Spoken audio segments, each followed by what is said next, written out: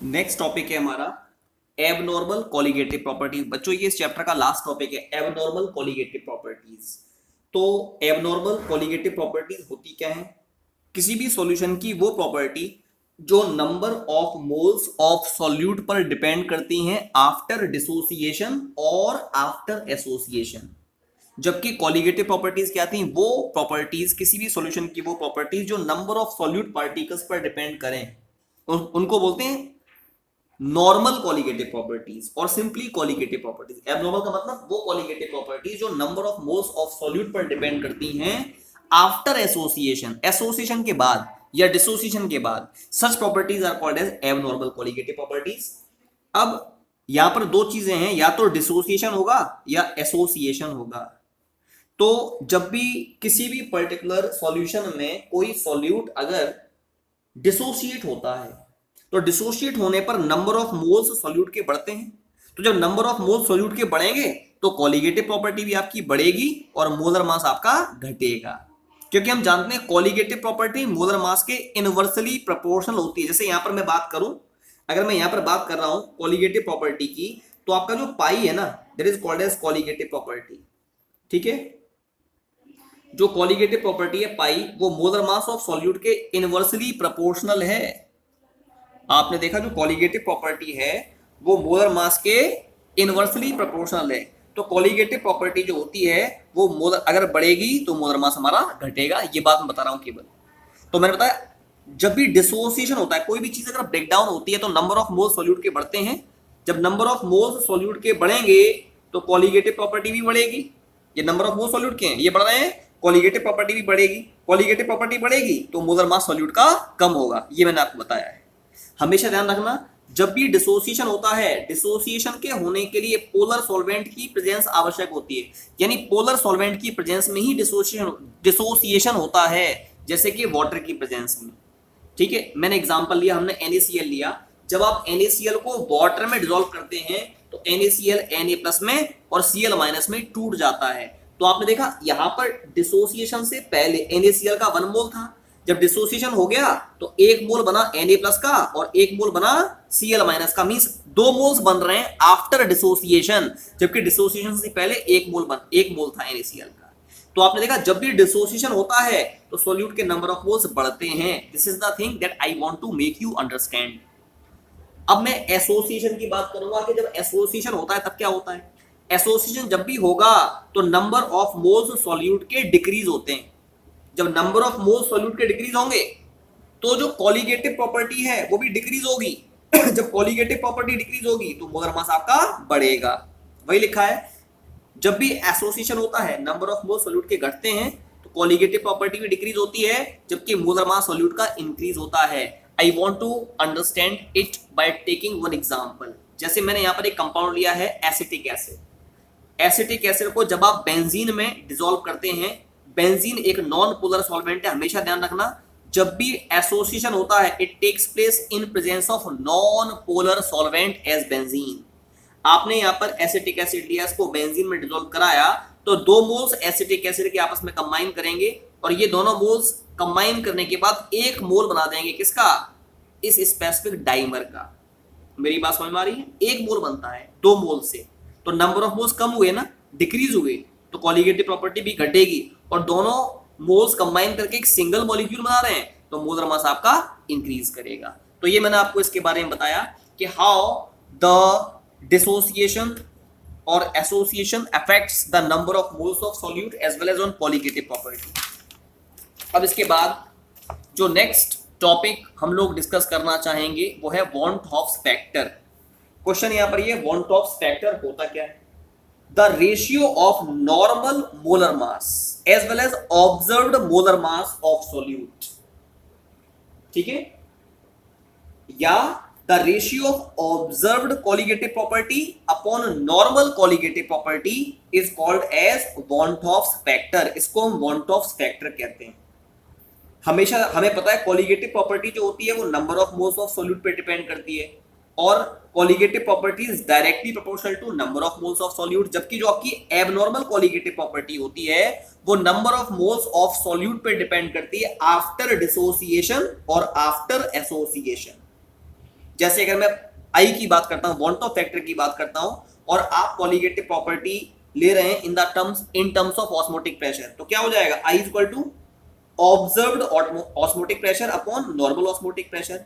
अगर मैं elevation and boiling point की बात कर रहा हूं तो it will be equal to observed elevation and boiling point upon normal elevation and boiling point. अगर मैं फ्रीजिंग पॉइंट डिप्रेशन की बात करूं तो I is equal to observed depression in freezing point upon normal depression in freezing point। अगर मैं lowering in vapor pressure की बात करता हूं तो I is equal to observed lowering in vapor pressure upon normal lowering in vapor pressure।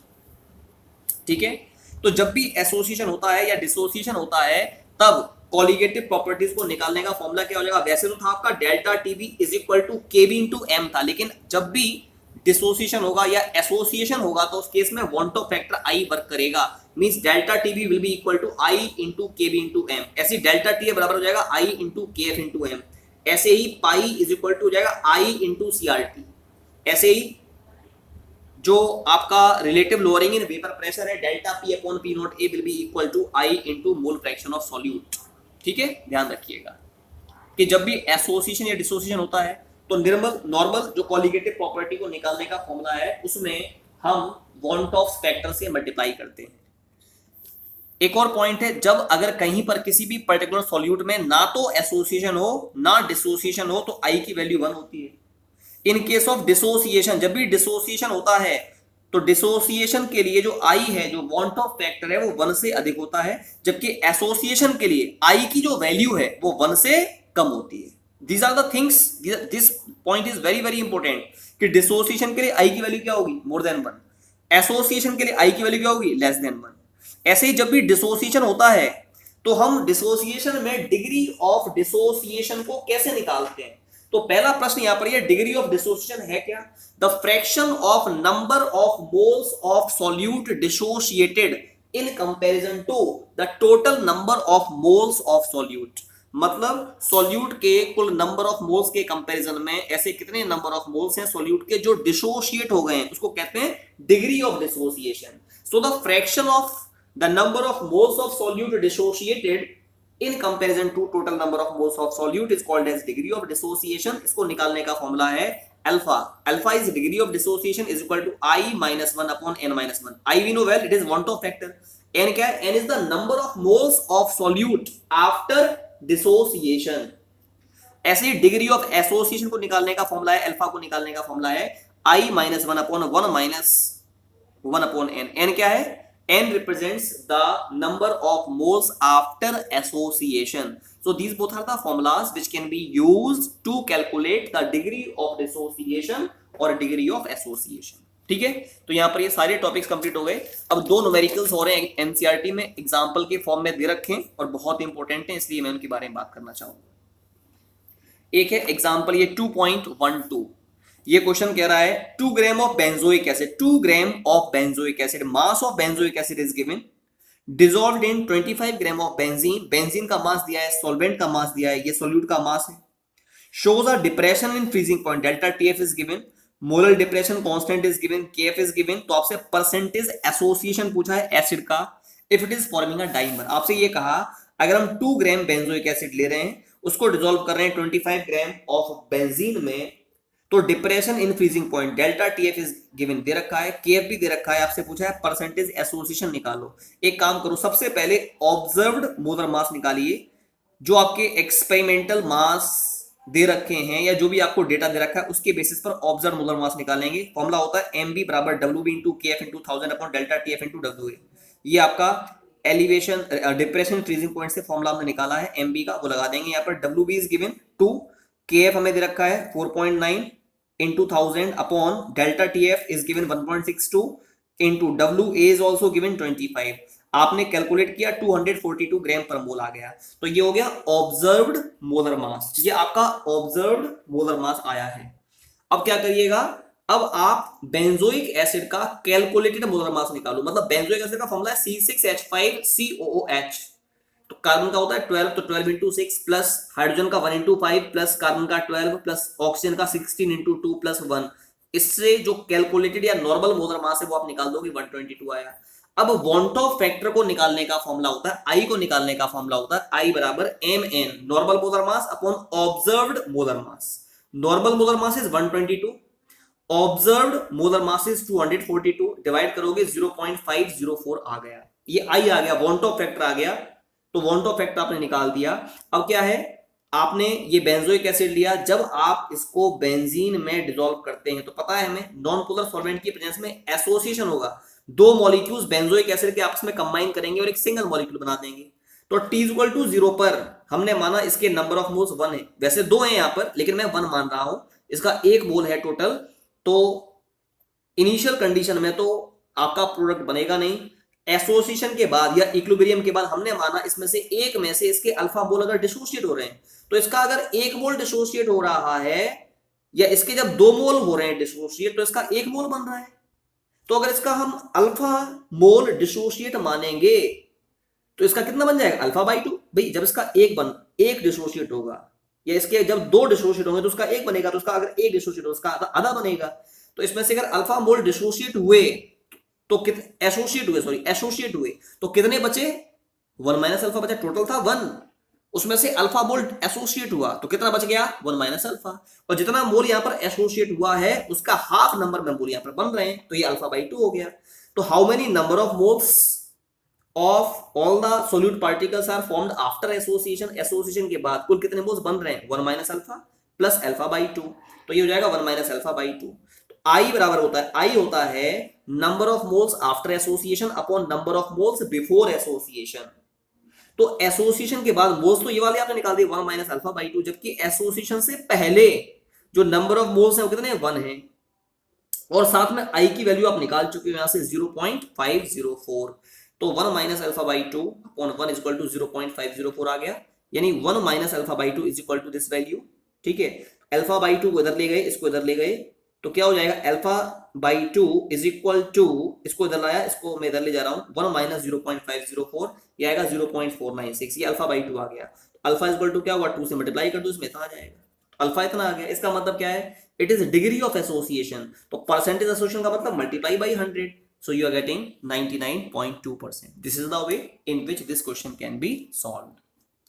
अब इसके बाद एक और लास्ट क्वेश्चन है, last question of NCERT, that is question number 13th question है, उसको देखते हैं। इसमें आपसे कहा कि 0.6 ml of acetic acid, acetic acid का 0.6 ml दिया है, सॉल्यूट का 0.6 ml दिया है, हैविंग डेंसिटी ऑफ 1.06 ग्राम पर मोल। कहने का मतलब एसिटिक एसिड का वॉल्यूम दिया है, इसकी डेंसिटी दी है, तो वॉल्यूम दिया है, डेंसिटी दी है, इसके हम मास निकाल सकते हैं, मास बराबर वॉल्यूम इनटू डेंसिटी लगाएंगे और हम इसका मास निकाल लेंगे। Volume is given 0.6 into density is given 1.06, mass आ गया 0.636 gram. Is dissolved in 1 litre of water, water का 1 litre is dissolved in 1 litre of water. 1 litre of water का मतलब क्या हो गया, ये वाटर का हमें वॉल्यूम दे रखा है। ठीक है, तो एक काम करो, वाटर की डेंसिटी 1 होती है, तो भाई W is equal to 1000 into 1, तो ये 1000 ग्राम ये भी आ जाएगा आपका। ठीक है, तो ये मास आपका वाटर का निकाल दिया, जबकि वाटर का वॉल्यूम दिया था, जैसे वॉल्यूम इंटू डेंसिटी करना था, यहाँ पर भी वॉल्यूम है 1000 ml इंटू डेंसिटी है 1, तो 1000 ग्राम आ गया आपका। ठीक है, the depression in freezing point is, जो आपका डिप्रेशन इन फ्रीजिंग पॉइंट है वो दे रखा है delta TF। Calculate the van't Hoff factor, van't Hoff factor निकालना है, as well as dissociation constant of acid Ka निकालना है, जबकि जो Kf है, Kf किसके लिए, for benzene, sorry water, water के लिए जो Kf है वो हमें पता है 1.86 केल्विन किलोग्राम पर मोल होता है। ये एग्जाम में दिया होगा, एनसीईआरटी में आपको दिया नहीं, लेकिन जब भी एग्जाम में क्वेश्चन आएगा तो ये दिया होगा। तो W भी आपने इससे निकाल दिया, WA आपका ये है, तो आप ऑब्जर्व्ड मोलर मास निकालेंगे बिल्कुल उसी फॉर्मूले को अप्लाई करके जो पिछले वाले क्वेश्चन में किया था आपने अप्लाई। तो MB बराबर WB into KF into 1000 upon WA into delta TF। WB हम निकाल चुके हैं, WB को 0.636, KF 1.86 into 1000 upon WA 1000 gram into delta TF is given 0.205, इससे कैंसिल हो गया, सॉल्व किया 57.57 ग्राम पर मोल आ गया।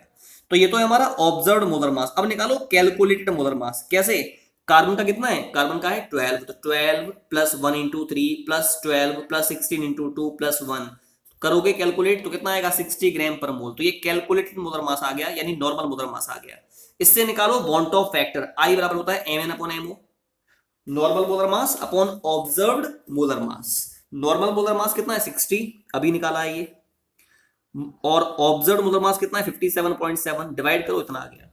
अब एसिटिक एसिड है, इसको आपने किया है किसमें डिसॉल्व, वाटर में डिसॉल्व, तो वाटर में डिसॉल्व करने पर ये टूटेगा CH3COO माइनस में और H प्लस में। T इक्वल टू 0 पर इसका 1 मोल माना, इसका 0, इसका 0, हमने माना इक्विलिब्रियम पर इसके अल्फा मोल डिसोसिएट हो रहे हैं, तो जितने इसके मोल डिसोसिएट होंगे उतने इसके मोल बनेंगे, उतने इसके मोल बनेंगे। तो इसका अल्फा मोल घटा तो कितना बचा 1 माइनस अल्फा, इसका अल्फा मोल हो गया, इसका अल्फा मोल हो गया, तो टोटल नंबर ऑफ मोल्स क्या हो जाएंगे, this plus this plus this, यानी 1 minus alpha plus alpha plus alpha.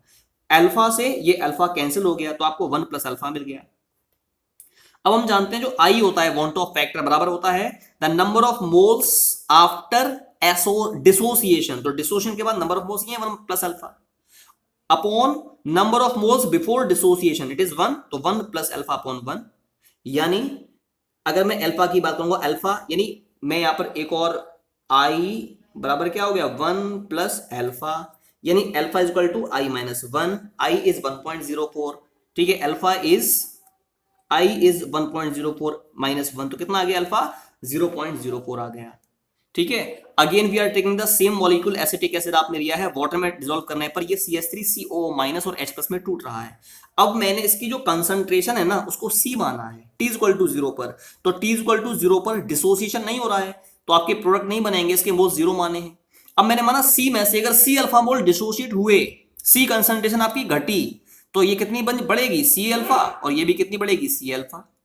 C आपने कॉमन ले लिया तो क्या हो जाएगा 1, C कॉमन लेने के बाद 1 माइनस अल्फा आपको मिल जाएगा।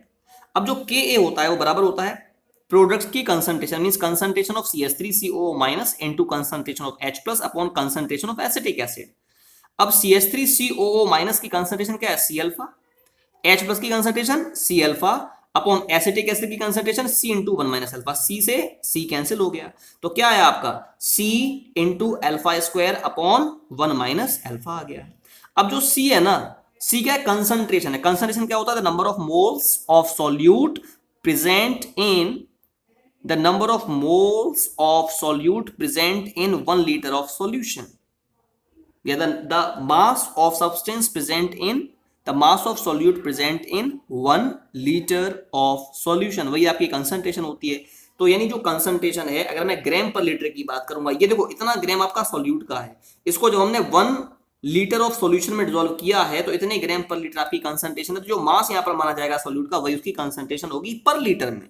तो C की वैल्यू हम यहीं पर निकाल चुके हैं, तो ये C की वैल्यू यहां पर लगाओ, अल्फा हमने यहां पर निकाला है 0.04, ये दोनों वैल्यू लगाएंगे K बराबर क्या है C 0.636 इंटू अल्फा 0.04, इसका square upon 1 minus alpha 0.04, solve करो आपका Ka आ जाएगा। This is the way in which this question is solve. तो बेटा यहां पर ये चैप्टर सॉल्यूशन कंप्लीट होता है। Now from tomorrow onwards we will start the new chapter.